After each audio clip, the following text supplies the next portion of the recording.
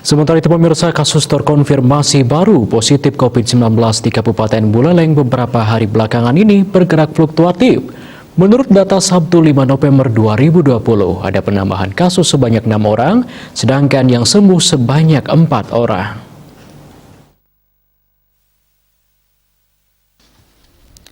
Gugus Tugas Percepatan Penanganan COVID-19 Buleleng kembali merilis perkembangan kasus COVID-19 di Kabupaten Buleleng. Data Sabtu 5 November 2020 menunjukkan penambahan kasus terkonfirmasi baru sebanyak 6 orang, dengan rincian 2 orang dari Kecamatan Sukesade, 2 orang dari Kecamatan Banjar, dan masing-masing 1 orang dari Kecamatan Buleleng dan Seririt. Sehingga kasus kumulatif menjadi 1.179 kasus.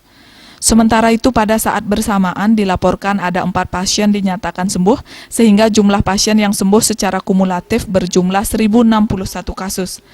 Suece menambahkan sekian kasus yang terjadi di Kabupaten Buleleng didominasi oleh transmisi lokal, sedangkan beberapa di antaranya merupakan klaster perkantoran dan upacara yang belakangan ini ramai.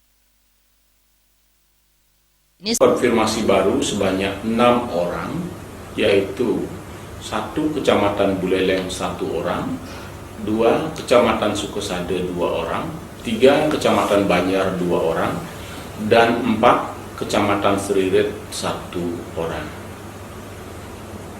Kedua, sembuh sebanyak 4 orang, yaitu 1 Kecamatan Buleleng 3 orang, 2 Kecamatan Busungbiu 1 orang. Ketiga, kasus konfirmasi dalam perawatan sebanyak 60 orang.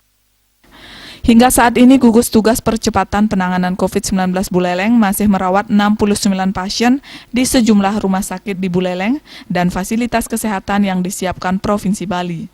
Komang Yuda